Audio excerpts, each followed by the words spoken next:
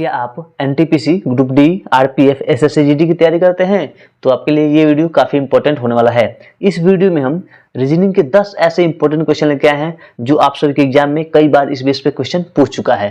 तो चलिए हम लोग स्क्रीन पे दे गए फर्स्ट क्वेश्चन को सॉल्व करते हैं। और इस क्वेश्चन में आपको ये बताना है, माना 13 जून 2005 को शुक्रवार था तो 5 जुलाई 2005 को सप्ताह का कौन सा दिन था। कैसे इसको बनाएगा, तो सिंपल सा आपको ये समझना है कि 13 जून से लेकर के 5 जुलाई, ठीक है, के बीच में टोटल कितना दिन होगा। ठीक है, 13 जून से लेकर के 5 जुलाई के बीच में टोटल कितना दिन होगा।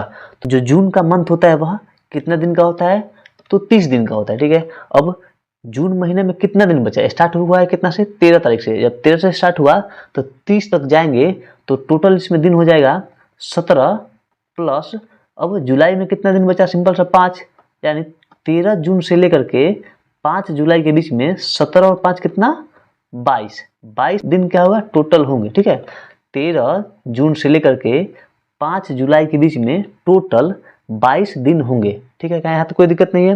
अब देखिए, जब 22 दिन होगा तो टोटल 22 दिन में कितना सप्ताह होता है, टोटल 22 दिन में कितना सप्ताह, तो एक सप्ताह में 7 दिन होता है। तो सिंपल सा इसमें क्या करेंगे, 7 से डिवाइड करेंगे तो 17 के 21 कितना हो रहा है, देखिए यहाँ पे जब इसमें 7 से डिवाइड करेंगे 22 में तो 17 के 21 3 बार में क्या हो रहा है कि यहाँ पे नंबर क्या हुआ, शेष हमारे पास कितना बचा, 1, शेष 1 बचा है। ठीक है, अब यहाँ पे क्या देखना है कि 13 जून को कौन सा दिन था, शुक्रवार था। ठीक है, यहाँ पे था शुक्रवार।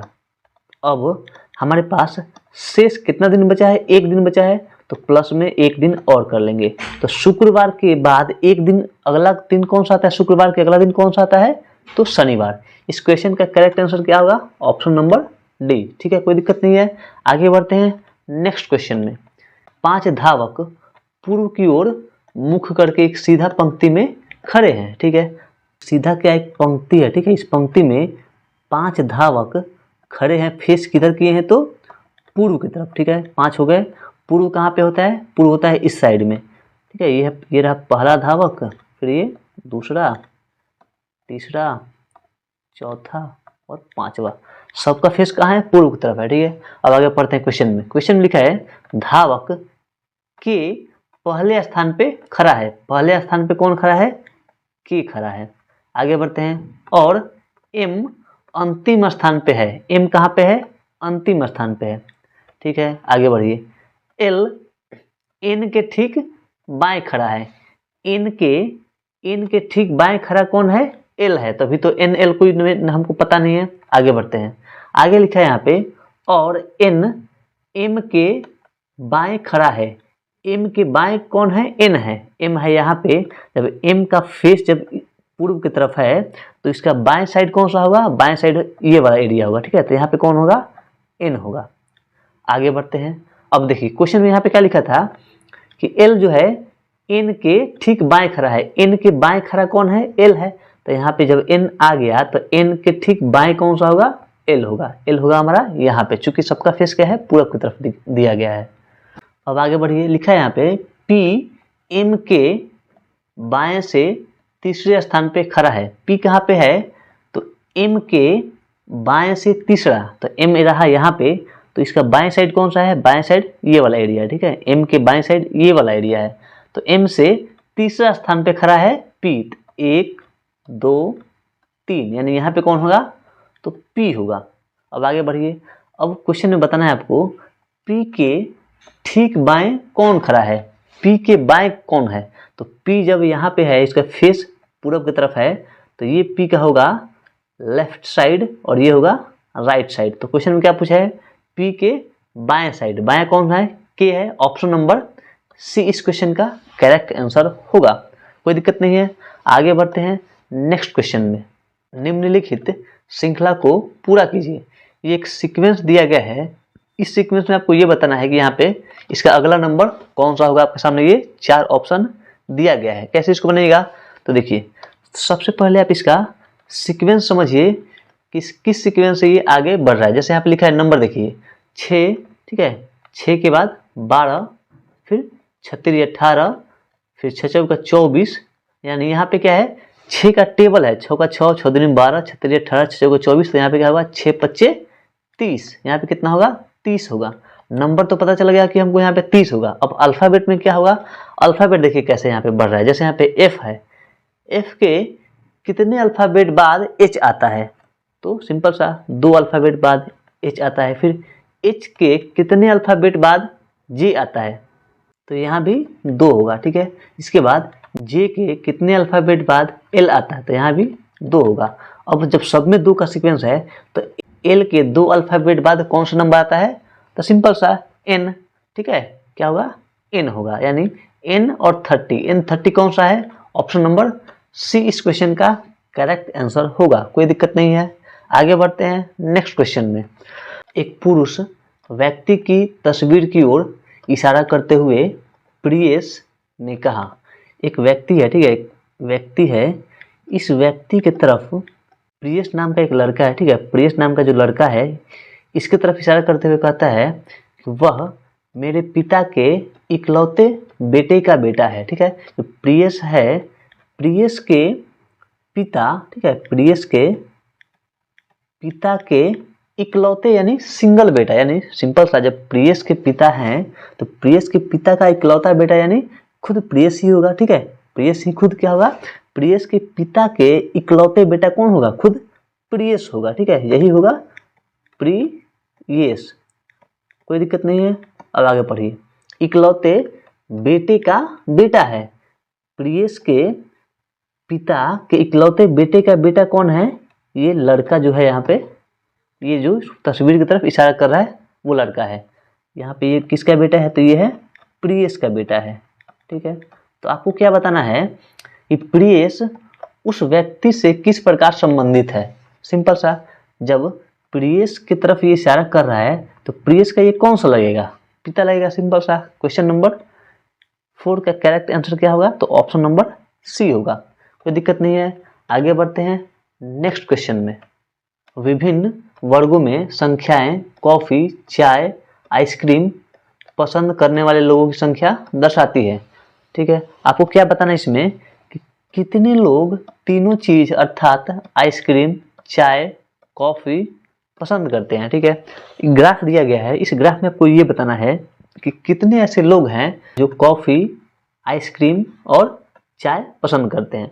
तो सिंपल सा आपको इस फिगर में ये ढूंढना है कि वैसा नंबर जो तीनों ग्राफ्स में मिला हो। जैसे अगर हम यहाँ पे 5 लेते हैं, 5 नंबर, तो 5 देखिएगा तो 5 जो है वह क्या है, एक आयत के अंदर आ रहा है, ठीक है। 5 कहाँ पे है, एक आयत के अंदर है। साथ ही साथ क्या है, 5 जो है वह सिर्फ आयत और वृत्त के अंदर है, लेकिन ट्रायंगल से क्या है, वह बाहर है। तो आपको वैसा नंबर ढूंढना है जो तीनों से क्या अटैच हो, तीनों के अंदर हो। अब जैसे यहाँ पे लिखते हैं 6 जो नंबर है वह क्या है, त्रिभुज के अंदर भी आ रहा है, ठीक है, और एक वर्ग के अंदर भी है और सर्कल के अंदर है। यानी क्वेश्चन में आपको ये बताना था कि आइसक्रीम, कॉफी और चाय पसंद करने वाले लोगों की संख्या कितनी है, तो 6 है। ऑप्शन नंबर सी इस क्वेश्चन का करेक्ट आंसर होगा। अब देखिए यहाँ पे 6 ऐसा नंबर है जो तीनों में क्या है, मैच कर रहा है, तीनों में क्या है, कॉमन नंबर है 6, ठीक है। तो इस क्वेश्चन का करेक्ट आंसर क्या होगा, तो ऑप्शन नंबर सी। आगे बढ़ते हैं नेक्स्ट क्वेश्चन में। उस विकल्प का चयन कीजिए जो 5वीं संख्या से उसी प्रकार संबंधित है जिस प्रकार दूसरी संख्या पहली संख्या से संबंधित है, ठीक है, और चौथी संख्या तीसरी संख्या से संबंधित है। जैसे यहाँ पे ये देखिए, जैसे पहली संख्या का रिलेशन दूसरी से किस प्रकार होगा, ठीक वैसे ही तीसरी संख्या का रिलेशन चौथी से कैसे होगा। तो सेम वही लॉजिक 5वीं और छठी पे कौन सा लॉजिक लगाएंगे तो यहाँ पे ये नंबर हम लोग को मिल सकता है।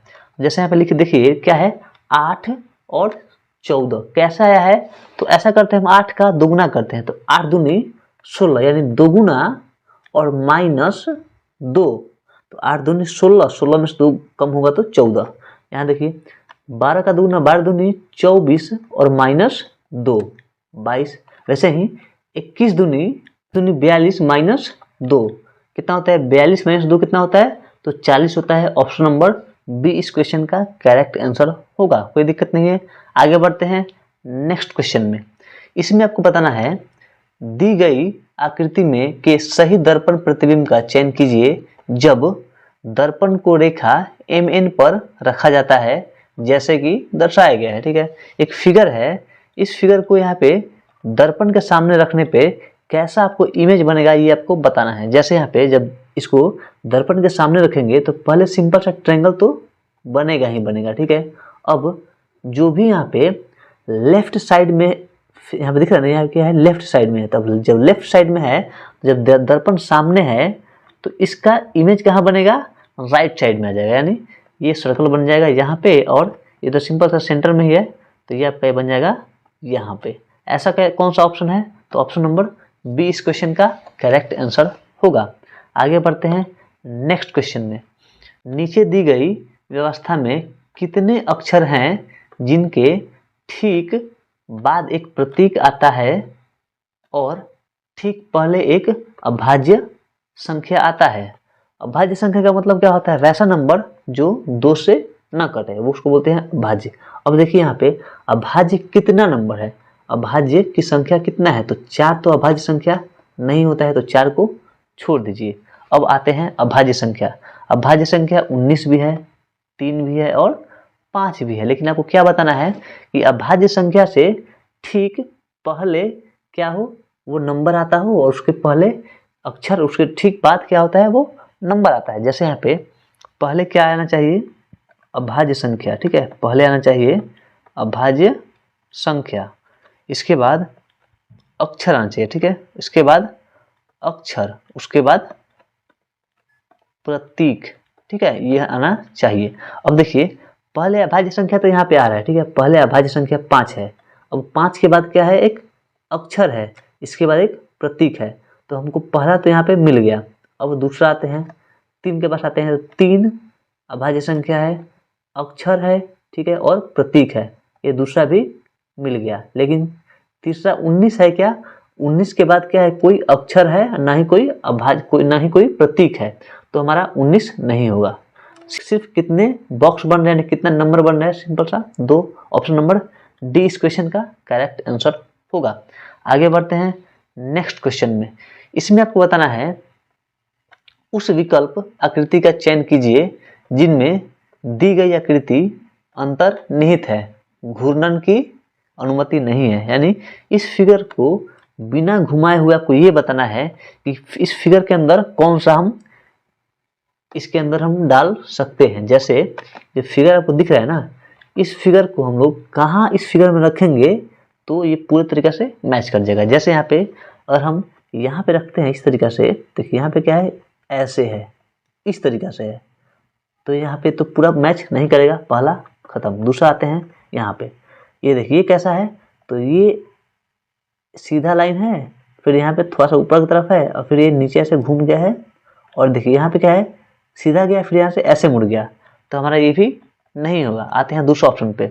अब देखिए सीधा लाइन है, अब ये थोड़ा सा ऊपर गया है, ठीक है, और फिर नीचे स्ट्रेट है, यानी एक आयत तरीके से बना हुआ है, और एक सीधा यहाँ से पूंछ इसका निकल गया है। तो सेम हमारा फिगर इसमें दिख रहा है, यहाँ पे देखिए ऐसे बना है, यहाँ पे ऐसे, और इसके बाद यहाँ पे ये ऐसे निकल गया है।